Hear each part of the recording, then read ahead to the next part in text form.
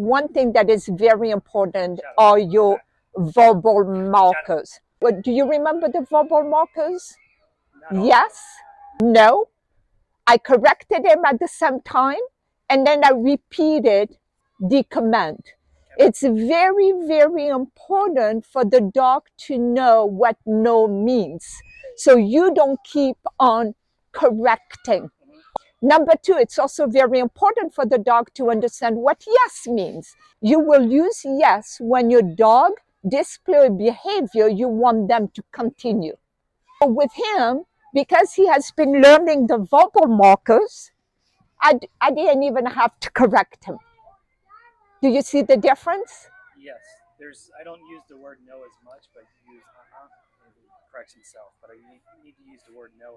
That's right. Use a verbal marker. I want you to start using yes.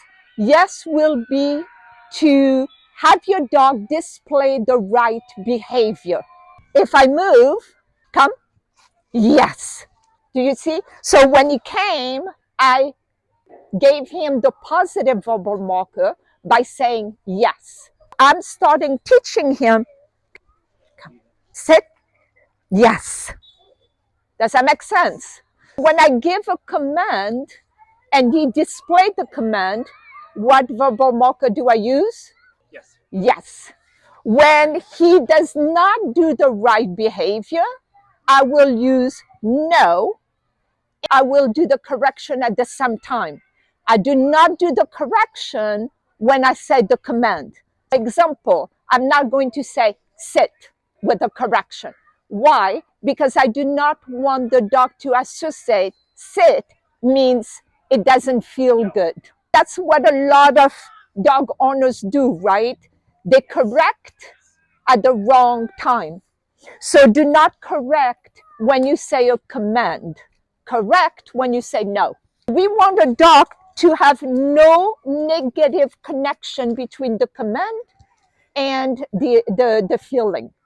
We want them to have a negative connection between no and the feeling.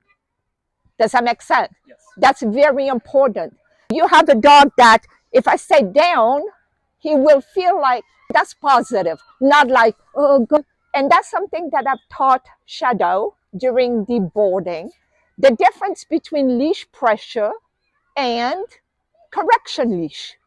Do you remember the difference? Do you use it? I believe you do. What is a correction leash? I don't think I do. Oh, well, to be honest with you, I don't think I do. That's fine.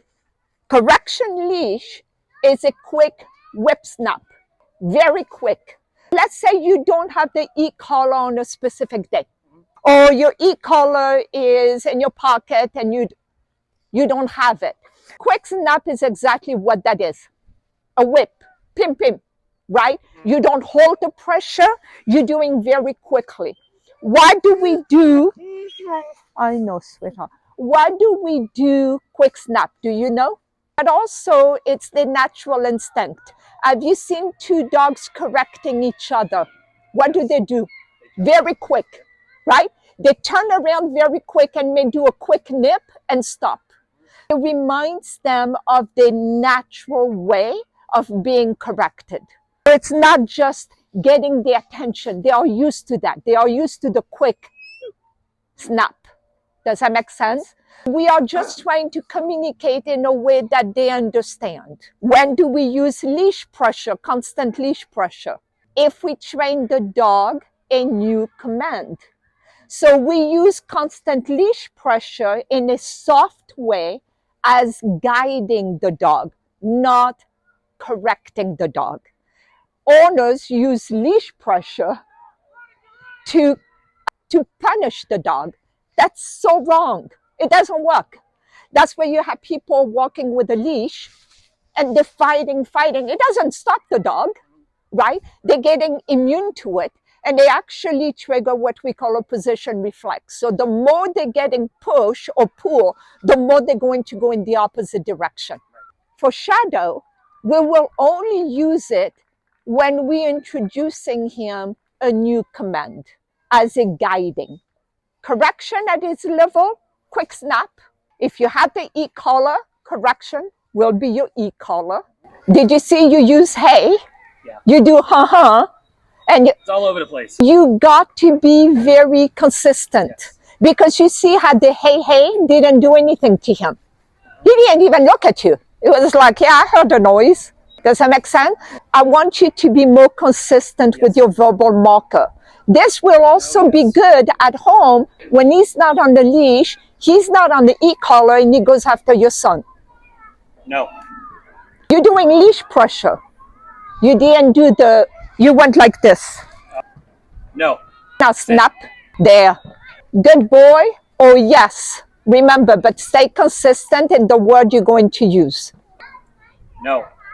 Shadow, sit. Shadow, sit. You see that your verbal marker, no, he has not connected it yet. Correct. Do you see the difference with him? Yes. That Shadow. I've just been working with him on his verbal markers. Today's the third day.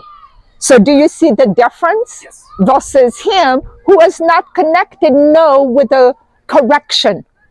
It's what those groups are for, right? For you all to be more consistent. We don't want to correct when we do a command, When we say no. right? We want to correct when we say no, which is before. If I say this, no, good, no correction. Did you see how quick he learned the no? Does that make sense? And now we're going to demonstrate. Sit. Yes. Good. So you see, he's staying, right? Come. No. Come. Yes. Quick. Good boy. Did you see? Yes. Why did I say no when he came? He didn't come far enough. That's right. Exactly. You see that I'm starting teaching him. Well, I know you took a few steps, but you are still too far away. So that is not the proper come. I will say no. Now, I've already taught him the come, but let's say I was teaching him the come, and he was like, I don't know what come means. I would have done some gentle leash pressure to bring him right to me. And then I would have said what? Yes. Yes. Would I have said no if he didn't know how to do the come? In the beginning, no. Exactly. Right? Because I'm not going to punish a dog for not knowing something. Right? He's learning. So